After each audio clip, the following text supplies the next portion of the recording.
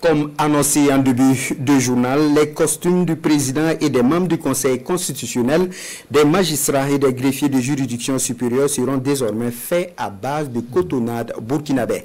La décision est prise ce jour en Conseil des ministres. Autre décision importante du Conseil des ministres de ce jeudi, l'institution de la gratuité du visa d'entrée au Burkina Faso pour tout ressortissant de pays africains. Elle entre dans le cadre du raffermissement des liens de fraternité avec les peuples du continent africain. Bienvenue dans ça. Ajustement du temps consacré au travail dans les administrations publiques et privées afin de soutenir les réformes qui concourent à la réalisation de la vision du chef de l'État, le gouvernement adopte un projet de loi portant institution de jours chômés et payés et de journées de commémoration et de recueillement. Notre pays s'est résolument tourné vers la souveraineté nationale et l'accroissement de la production de la richesse. Il convient alors d'ajuster le temps consacré au travail dans les administrations publiques et privées afin de soutenir les réformes qui concourent à la réalisation de cette orientation politique. Le présent projet de loi est proposé à cet effet. Pour mettre un accent particulier sur la laïcité de l'État, le présent projet de loi abandonne la notion de fête légale pour adopter celle des journées chômées et payées et des journées de commémoration et de recueillement. De ce fait, il propose l'abrogation de la loi portant fête légale et événements à caractère historique au Burkina Faso. Ce projet de loi propose en principal des dates précises et à défaut, il indique des événements dont les dates sont variables pour être des jours chômés et payés et des journées de commémoration et de recueillement. Sont donc considérés comme jours chômés et payés au Burkina Faso le 1er janvier, le 8 mars, le 1er mai, le 11 décembre, le 15 mai, le 15 août, le 25 décembre, le jour de l'Ascension, le jour de Ramadan, le jour de Tabaski, le jour de Maouloud. Mention n'est pas faite de la Pâque car elle est célébrée un dimanche alors que samedi et dimanche sont déjà chômés et payés. Outre cela, la disposition selon laquelle le lendemain d'une fête légale tombe sur le dimanche est obligatoirement chômé et payé n'est plus valable. Est dite journée de commémoration et de recueillement, celle consacrée à la célébration d'un événement laïque, religieux ou coutumier, qu'il soit civil ou militaire. Elle sera une journée de travail continu. Dans ce cas, les horaires de travail des dites journées sont proposés pour être fixés par communiqué des ministres chargés de la fonction publique et du travail. Ce sont le 3 janvier, le 4 août, le 5 août, le 15 octobre, le 31 octobre et le 1er novembre.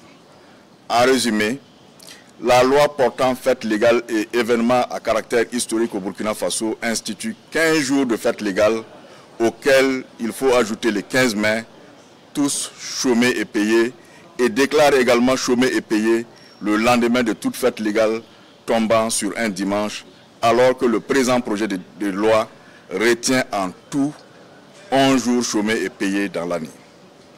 L'adoption de ce projet de décret permettra de donner une base légale aux jours chômés et payés et les journées de commémoration et de recueillement au Burkina Faso et laisser libre célébration des fêtes à l'appréciation des citoyens.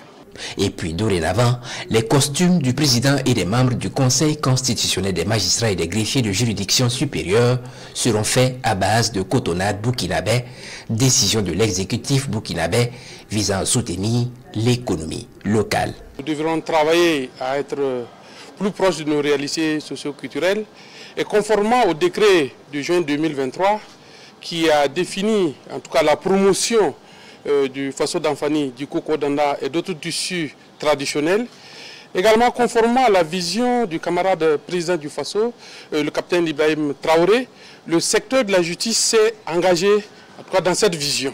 Et vous avez suivi en septembre dernier le port de costumes par les magistrats des juridictions de première instance et d'appel. Cette fois-ci, les 3 décrets portent d'abord définition du costume d'audience du président du Conseil constitutionnel et des membres du Conseil constitutionnel, entièrement conçu en Faso d'Anfani à partir de la cotonnade locale. Le deuxième décret porte définition des caractéristiques et des conditions du port du costume d'audience pour les magistrats, les présidents et les magistrats de haute juridiction, à savoir la Cour de cassation, le Conseil d'État et la Cour des comptes. Le troisième décret porte définition des caractéristiques et conditions du port du costume d'audience du personnel du corps des greffiers des hautes juridictions.